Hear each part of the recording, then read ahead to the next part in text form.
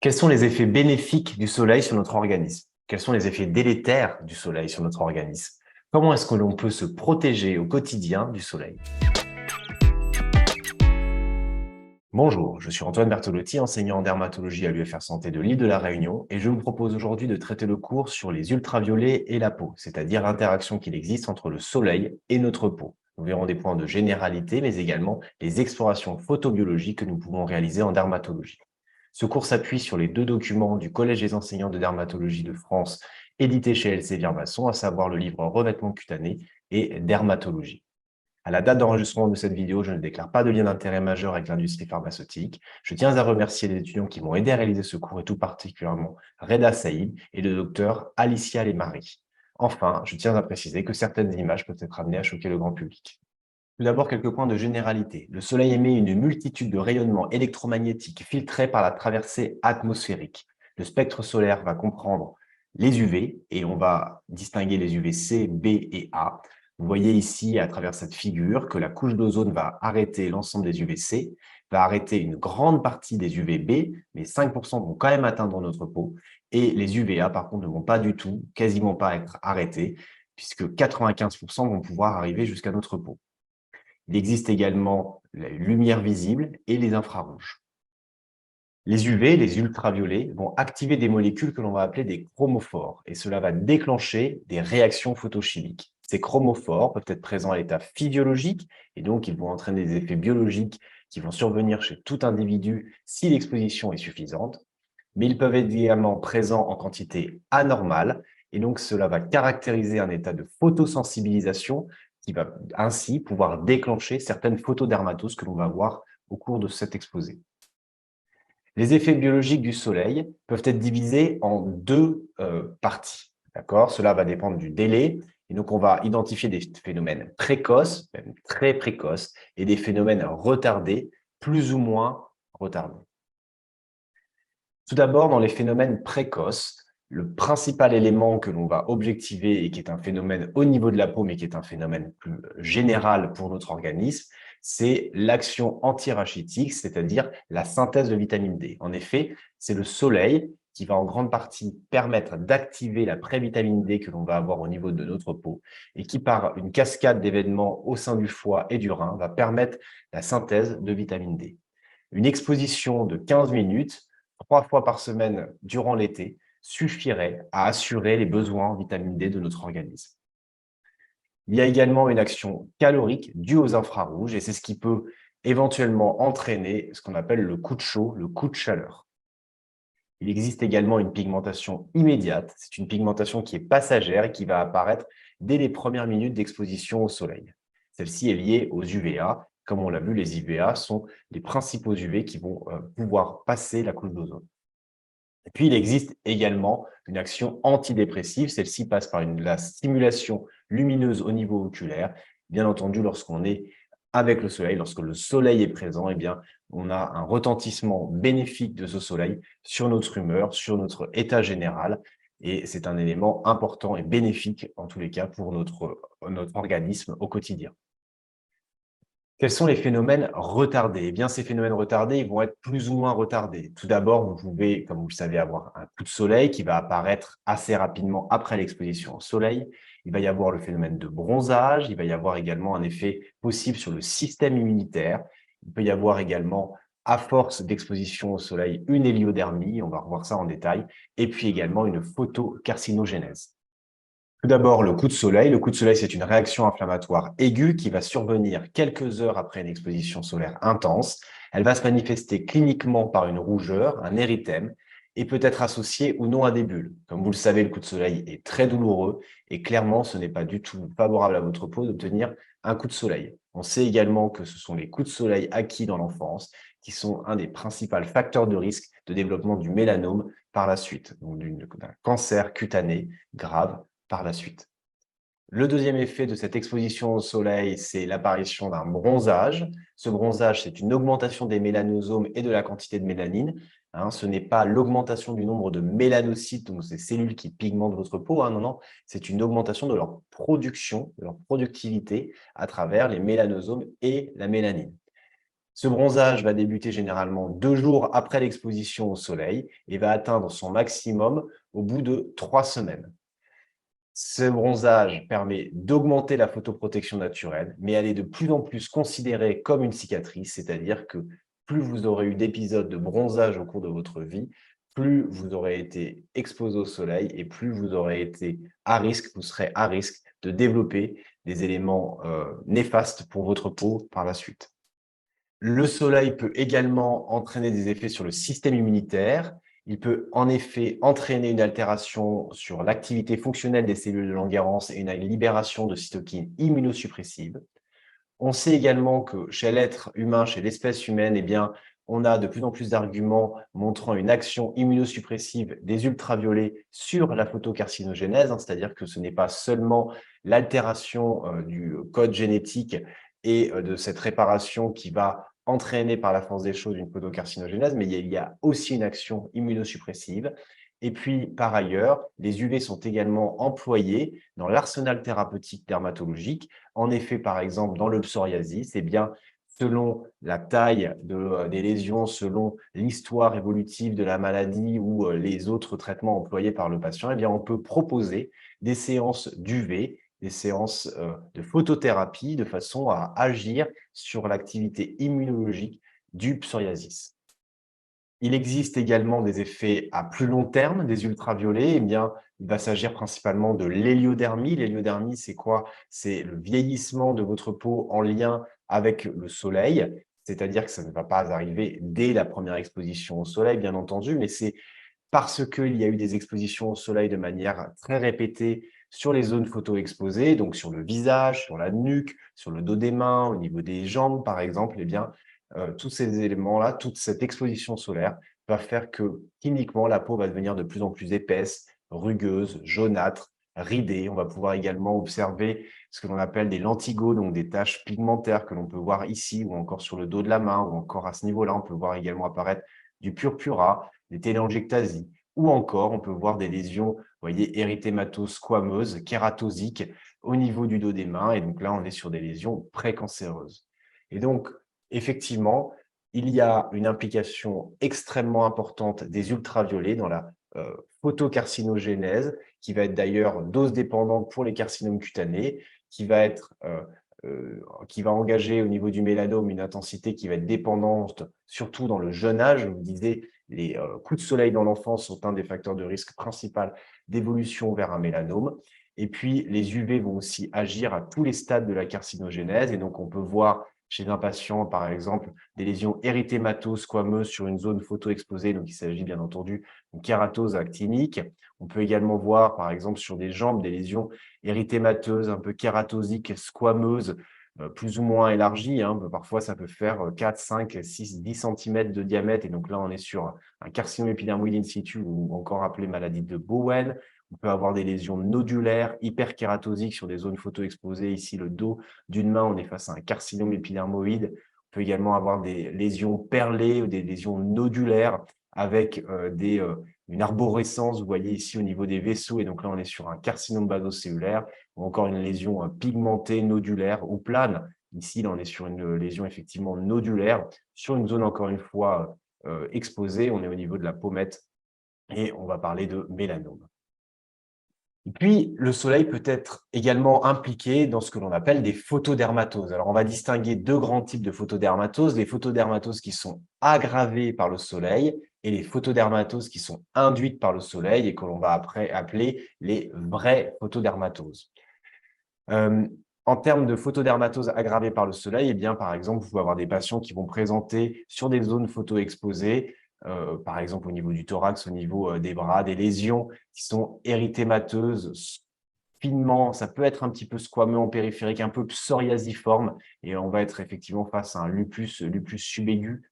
On peut également avoir des patients qui vont, parce qu'ils ont été exposés au soleil récemment, voir apparaître des flushs, des lésions rouges érythémateuses télangiectasiques sur le visage, et on va parler de rosacée. On peut également avoir des patients qui, parce qu'ils ont été exposés au soleil, vont développer des lésions érythémato-squameuses au niveau des zones séboréiques, et donc on va parler de dermatite séboréique.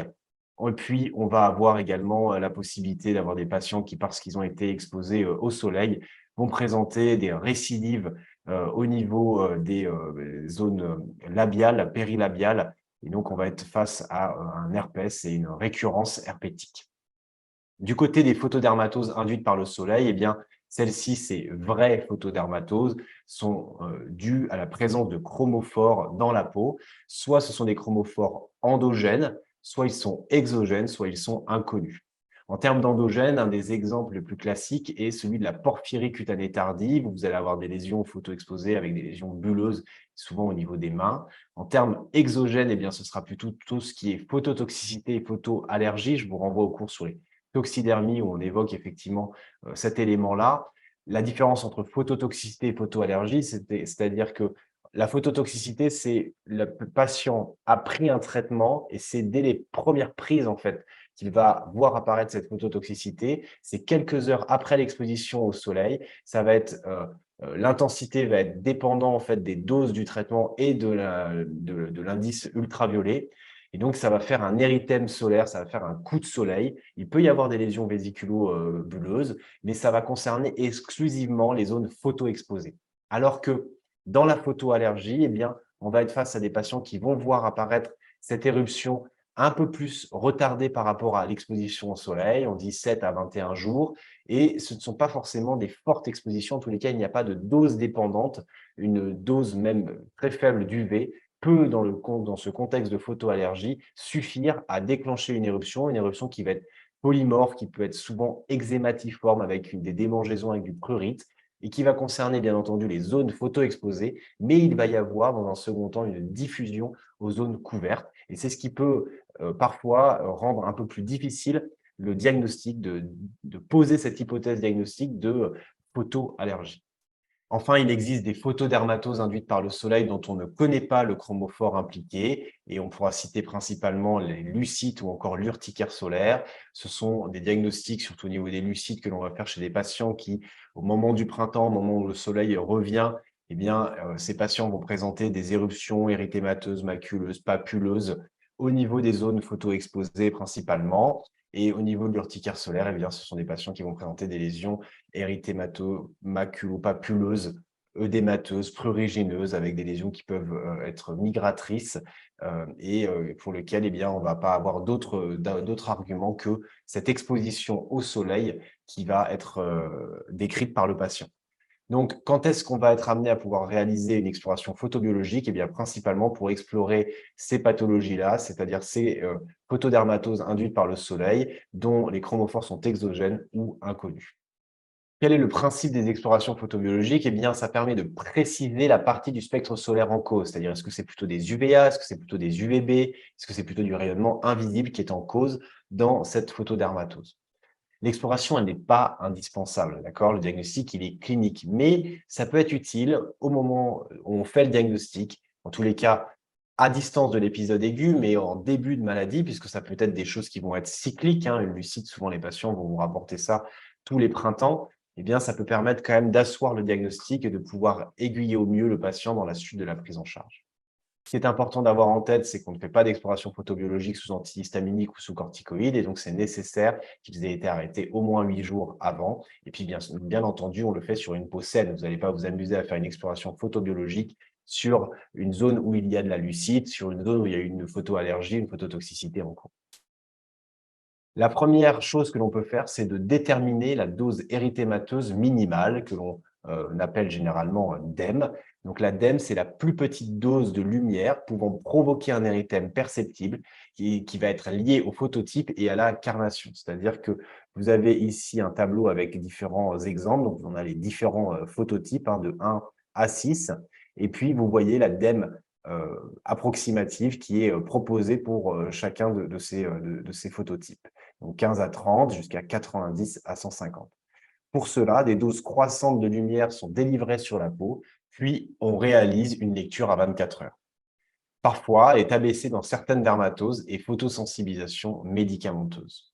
Donc, comment ça se passe? Eh bien, vous allez cacher l'ensemble de la peau, sauf des petites zones, des petites fenêtres, et vous allez avoir un filtre qui va permettre de réduire l'intensité de la lumière qui va être reçue par la peau du patient. Donc là, par exemple, le patient va recevoir 100% de la dose et là, il va ne recevoir que 80%, 60%, etc., etc. Qu'est-ce qui se passe 24 heures après? On regarde et on voit quelle est la dose minimale qui est nécessaire pour obtenir un érythème. Donc, vous voyez ici, par exemple, à 100%, il y a un érythème qui apparaît, mais à 80%, il apparaît aussi, et à 60%, on commence un petit peu à le distinguer.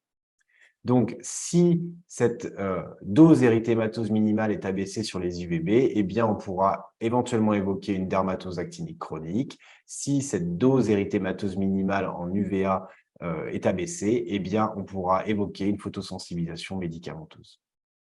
Le deuxième examen photobiologique qui peut être réalisé, c'est le phototest. Alors, il est surtout utile dans l'exploration des leucites et il va viser à reproduire les lésions cutanées déclenchées par l'exposition au soleil. On parle alors de phototest itératif, car les ultraviolets sont délivrés sur une zone cutanée saine pendant 3 jours de suite. Et la lecture va se faire 48 heures après le test. Troisième examen possible, les photopatch tests, eh bien, ils sont réalisés en cas de suspicion de photosensibilisation de contact. On va réaliser des tests épicutanés, donc c'est la même chose que l'on réalise lorsqu'on explore des eczémas de contact, sauf qu'on va cette fois-ci les appliquer en double, en triple exemplaire dans le dos du malade. C'est-à-dire qu'en fait, une partie va être non irradiée et va servir de témoin et va être lue 48 heures après. Une partie va être irradiée 24 heures plus tard par des UVA et l'autre partie va être irradiée 24 heures plus tard avec des UVB.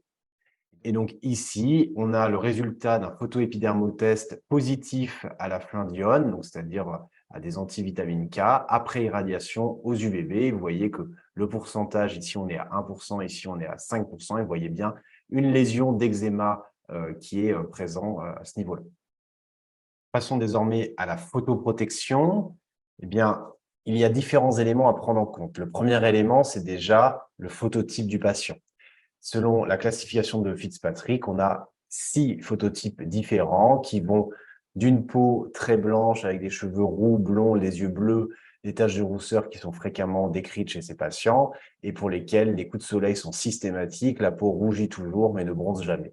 Et on va jusqu'au phototype 6 où là, la peau est noire, les cheveux et les yeux sont noirs et les coups de soleil sont très exceptionnels. Et bien entendu, on a l'ensemble de ces autres phototypes intermédiaires sur lesquels les coups de soleil sont plus ou moins présents.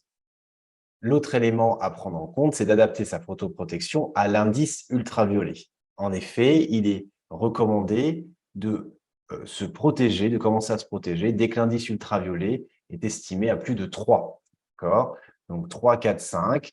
On considère que le risque est moyen et que la protection nécessaire, c'est chapeau, t-shirt, lunettes de soleil et crème solaire. Vous voyez qu'à l'indice ultraviolet 6-7, c'est la même chose. Et par contre, lorsque l'on arrive à plus de 8, eh bien, il est nécessaire de prendre en considération qu'il faut éviter, si possible, tout séjour en plein air. Donc, à partir de 8, on est considéré comme indice ultraviolet très élevé. Bien entendu, cet indice ultraviolet, il va varier dans le temps, il va varier dans le lieu où vous allez être, il va varier selon différents paramètres. Et si l'on prend une carte de France en plein été, donc là, on était au mois de juin, vous voyez que cet indice ultraviolet est de 8, 9, 10. Il va être un peu plus important, vous voyez, en montagne. Il va falloir effectivement prendre en compte que là, il est quand même considéré qu'il faut éviter, si possible, le séjour en plein air à ces heures-là. Bien entendu, cet indice ultraviolet est pris en général à l'heure la plus importante, où l'UV est le plus important, c'est-à-dire vers midi, 14 heures en France métropolitaine. Mais si l'on prend l'exemple de la Réunion où je travaille actuellement, eh bien, vous voyez que ces indices ultraviolets sont beaucoup plus importants en période d'été. Bien entendu, on est dans l'hémisphère sud, donc l'été est au mois de janvier. Et vous voyez que ces indices ultraviolets atteignent 13, 14 sur la côte, mais dans la montagne, vous pouvez avoir jusqu'à 3000 mètres d'altitude. Eh bien, dans la montagne, vous avez des indices ultraviolets qui vont être encore plus élevés. Et donc, il est encore plus important de pouvoir se protéger, de prendre en compte ces éléments-là. Un autre élément à prendre en compte, c'est que ce n'est pas forcément parce qu'il y a des nuages que l'on est protégé des ultraviolets. En effet, des nuages sombres de basse altitude vont filtrer la majorité des ultraviolets, mais quelques nuages blancs épars, vous voyez, peuvent faire rebondir finalement ces ultraviolets et donc le rayonnement ultraviolet va augmenter par réverbération sur ces nuages blancs épars. Des nuages nuageux d'altitude vont réduire un petit peu, 5 à 10%. Une couche nuageuse d'altitude moyenne va réduire de 30 à 60%. Mais quand vous avez des indices ultraviolets qui montent jusqu'à 16, 17 en montagne, eh bien, vous vous doutez bien qu'il reste encore une grande partie d'indices ultraviolets qui arrivent sur votre peau et donc il est extrêmement nécessaire de se protéger, sans prendre en compte également la réverbération que l'on peut avoir sur le blanc de la neige lorsque l'on va au sport d'hiver par exemple, mais aussi sur la mer où vous allez avoir une réverbération, donc vous allez avoir ces rayons qui vont rebondir sur l'eau et sur le sable. Le premier moyen pour se protéger du soleil, eh bien, c'est la crème solaire. Ces crèmes solaires sont classiquement classées en 4 catégories, de faible à très haute protection, et une quantité appliquée doit se rapprocher de 2 mg par centimètre.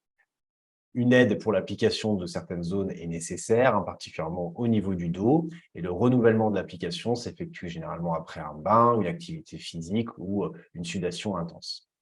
Le numéro que vous avez sur les crèmes solaires, donc indice 10, 15, 20, 30, 50, eh bien, en fait, correspond au temps théorique auquel vous pouvez vous exposer avant de prendre un coup de soleil, et ce temps, bien entendu, est en minutes. Donc, un indice 50 veut dire que vous pouvez vous exposer au soleil 50 minutes, logiquement, sans prendre de coup de soleil. Il est fondamental d'effectuer une application régulière pour prévenir des effets chroniques du soleil. On parlait de l'héliothérapie tout à l'heure, ça ne va pas arriver dès la première exposition, mais au fur et à mesure des semaines, au fur et à mesure des mois, au fur et à mesure des années où vous êtes exposé au soleil, eh bien, vous allez voir votre peau qui va vieillir progressivement. Et on a des exemples très flagrants avec des jumeaux ou des jumelles qui ont vécu dans différentes régions du monde. Et les jumeaux qui ont vécu dans des zones plus ensoleillées, ont effectivement eu un vieillissement de leur peau, une héliothérapie beaucoup plus rapide que le jumeau qui était resté dans une zone où il y avait peu de soleil. Un usage régulier d'une crème solaire réduit la survenue des kératoses actiniques, hein, donc des lésions précancéreuses, mais également des carcinomes épidermoïdes, donc cancer cutané. Il y a également une cohorte australienne qui a montré qu'avec une utilisation régulière d'une crème solaire, eh bien, on prévenait la survenue du mélanome. Il y a bien entendu des effets négatifs à l'application des crèmes solaires. Bon, déjà, le coût au quotidien, une crème solaire, une application de crème solaire, ça coûte cher, donc c'est un facteur limitant pour beaucoup de personnes. L'aspect blanc, il y a des crèmes solaires qui sont plus ou moins teintées, des crèmes solaires qui sont plus ou moins minérales et qui peuvent effectivement laisser un aspect blanc et qui peut gêner certaines personnes d'un point de vue esthétique. Certains composants des crèmes solaires peuvent être à l'origine de dermites allergiques de contact, hein. Donc, il y a eu un certain nombre d'éléments qui étaient mis dans les crèmes solaires qui ont été par la suite retirés au fur et à mesure des déclarations qui ont été faites. Aujourd'hui, le principal qui est incriminé, c'est l'octocrylène, mais il faut quand même bien prendre en compte que devant le nombre d'applications qu'il y a au quotidien sur la planète en termes d'écran solaire, ça reste des choses qui sont extrêmement rares. Et puis, il peut y avoir aussi des dermites irritatives ou des photosensibilisations, c'est-à-dire qu'il y a certaines personnes qui, effectivement, développent une photodermatose avec un des composants de la crème solaire. Donc, c'est des choses qui arrivent. Cela veut dire que si jamais, effectivement, vous avez, à la suite de l'application de crème solaire, des éruptions cutanées qui apparaissent, eh bien, c'est un diagnostic à avoir en tête qu'il peut y avoir une réaction, une réactivité à l'écran total employé. Certains filtres chimiques peuvent être à l'origine de perturbations endocriniennes et donc effectivement, il y a eu certains éléments qui ont été identifiés comme pouvant avoir un retentissement au niveau métabolique, au niveau endocrinien.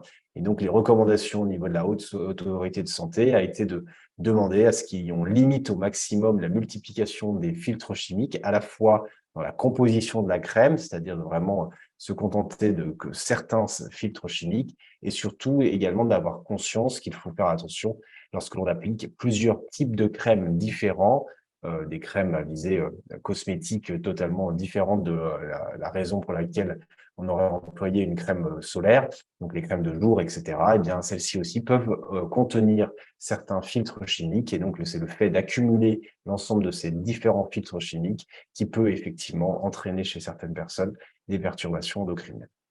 Il y a chez les filtres minéraux des hypothèses qui sont émises sur le fait que certains filtres minéraux pourraient être facilitateurs de l'apparition de maladies auto-immunes.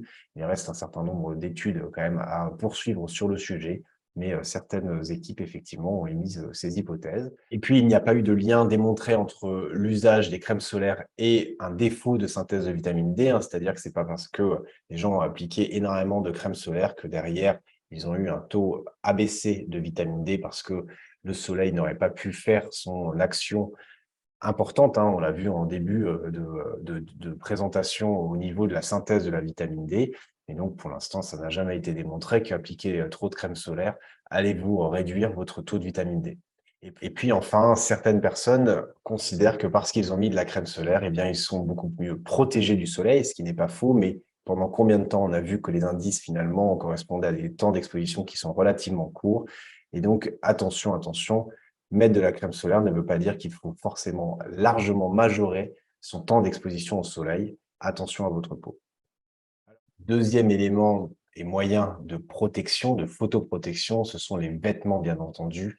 Et vous allez voir qu'à travers ces vêtements, vous pouvez déjà couvrir et vous photoprotéger sur une grande partie de votre corps. Eh bien, j'adore cette diapositive de «Tu as fait quoi cet été?» où vous pouvez observer et apprécier que selon les vêtements employés, selon les sports réalisés, eh bien, vous avez une plus ou moins large photoprotection. Et bien entendu, celui qui a opté pour la fête en ayant dormi toute la journée et vécu toute la nuit a effectivement eu la meilleure photoprotection. Cette photoprotection et ces vêtements, c'est pas simplement un t-shirt, mais vous pouvez avoir des manchettes, vous pouvez avoir un buff, vous pouvez avoir un chapeau. Bien entendu, les lunettes sont extrêmement aussi importantes. On n'a pas trop parlé de l'impact des UV au niveau des yeux, mais la cataracte était également une maladie liée aux UV, et donc avoir une protection oculaire avec des lunettes de soleil est primordial. Dans tous les cas, vous voyez que dans cet exemple-là, il ne reste à mettre des écrans solaires si effectivement il y a des frayeurs en termes de perturbateurs endocriniens ou des différents éléments négatifs qu'on a pu voir en termes de coût des crèmes solaires. Et bien, vous voyez qu'ici, il n'y a besoin de mettre de l'écran total qu'au niveau du dos des mains, au niveau du visage sur cette partie-là, et éventuellement un peu au niveau du cou. Mais avec un chapeau large, vous avez déjà une très bonne photoprotection. Le troisième grand principe, ce sont les horaires à respecter. Vous avez ici ce dessin fait par le Syndicat national des dermatologues et vénérologues, où on considère que c'est quand même le conseil numéro un, hein, c'est d'éviter les expositions solaires. Alors, entre 12 heures et 16 heures, lorsqu'on est effectivement en France métropolitaine, mais par exemple, nous, à La Réunion, notre midi solaire est à midi. Et donc, il faut plutôt envisager d'éviter les rayons ultraviolets entre 10 heures et 14-15 heures. Bien entendu, c'est par cet évitement de cette exposition au soleil que vous allez pouvoir réduire tous les risques que l'on a pu voir précédemment. Le dernier élément qui me semble primordial, eh bien, c'est l'éducation, c'est-à-dire qu'effectivement, c'est important de savoir comment se protéger, mais c'est aussi important de pouvoir protéger les autres. Et donc, nous avons, avec les collègues ophtalmologues et dermatologues, créé l'association Mission Soleil Réunion à l'île de la Réunion.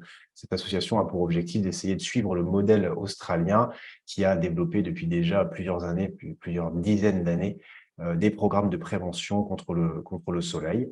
Ce programme a entre autres pour nom Sleep, Slop, Slap, Sick et Slide pour inciter effectivement à ces différents moyens de protection solaire. Et donc, c'est comme ça que l'on peut voir dans les écoles déjà des enfants qui portent tous un chapeau et s'ils n'ont pas de chapeau, ils ne peuvent pas aller jouer à No Hat, No Play, et des distributions de crème solaire pendant les cours de récréation ou lorsque l'on va effectivement faire le périscolaire, des distributions de crème solaire sur différents événements sportifs ou même sur les plages. Tout cela a permis effectivement de contribuer à la diminution, du moins à l'arrêt de cette augmentation importante qu'ils avaient pu objectiver en termes de nombre de nouveaux cancers cutanés chaque année. Et donc, nous espérons, à travers nos diverses interventions que nous réalisons avec Mission Soleil Réunion dans les écoles pour le moment et que l'on développe de plus en plus dans les milieux professionnels, pouvoir sensibiliser les populations concernées par ces expositions au soleil très importantes, de façon à réduire le taux de cancer cutané, mais également l'ensemble des autres effets néfastes que l'on a pu voir du soleil. Voilà, ce cours est terminé. Merci pour votre attention. J'espère qu'il vous a plu. Si vous avez des questions, n'hésitez pas à les laisser en commentaire de cette vidéo ou à m'écrire à dermato.ist@gmail.com. J'essaierai d'y répondre ou de réaliser du contenu vidéo supplémentaire pour clarifier certains points. À très vite sur Dermato IST.